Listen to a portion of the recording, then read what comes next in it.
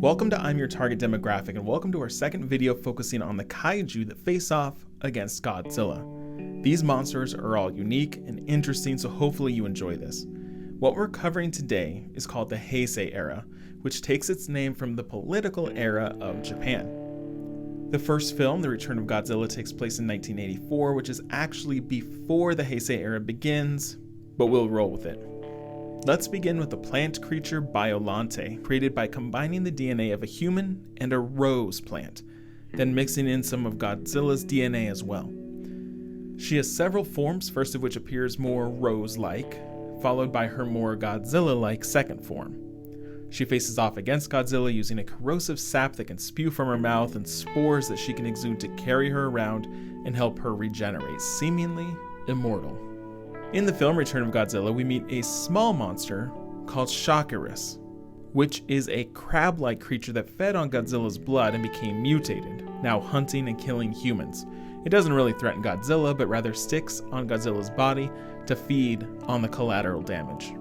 Now we have some time travel in the film Godzilla vs. King Ghidorah, in which the tides are turned and a version of Godzilla is attacking Tokyo. So a group of scientists transform a cryogenically frozen King Ghidorah into Mecha King Ghidorah, partially organic and now partially mechanical. We also see the origin of Ghidorah, three creatures called Dorats, who were exposed to radiation and fused together in the past, turning into the present day King Ghidorah. Now, this mechanical Ghidorah wasn't the only high-tech kaiju. With the scavenged remains of Mecha King Ghidorah, a United Nations Godzilla countermeasures group created a new version of MechaGodzilla called Super MechaGodzilla, which housed an anti-Godzilla aircraft called Garuda on its back, teaming its power with the power of the MechaGodzilla.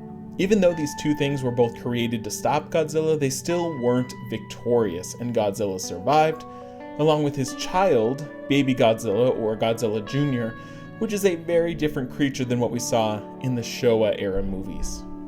Now, since we're talking about evil counterparts, let's bring up Batra, who is considered the evil twin almost to Mothra. Batra is a violent creature, having existed for a long time on Earth, always seeking to protect the Earth, usually by destroying humanity. This puts him in direct opposition to Mothra. Like Mothra, he has a flying stage, as well as a larval stage where he can exist on the ground. Speaking of Mothra, she once traveled to space but needed a way to send a message back, so she spawned thousands of what are called fairy Mothras, small versions of herself that came to Earth to warn them about an incoming danger, Space Godzilla. This new creature is somehow a clone of Godzilla from space, but it's not quite clear who or what created him. When he arrives on Earth, he's incredibly intelligent and has a true evil intent, hoping to kill Godzilla so that he can dominate the planet and rule it. Now, when Space Godzilla was arriving, the humans had one form of defense, Mogira.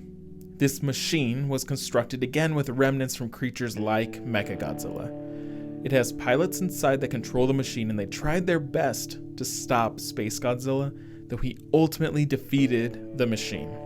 We'll end this video with the baddest villain of them all, Destoroyah. The Japanese people killed the first Godzilla in 1954 by using what's called an oxygen destroyer. The creatures in the ocean began to adapt and change, combining together over time to build larger and larger creatures.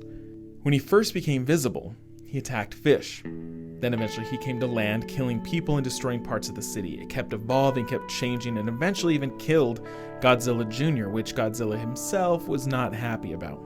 He is one of Godzilla's strongest foes, even smart enough to use his emotions against him.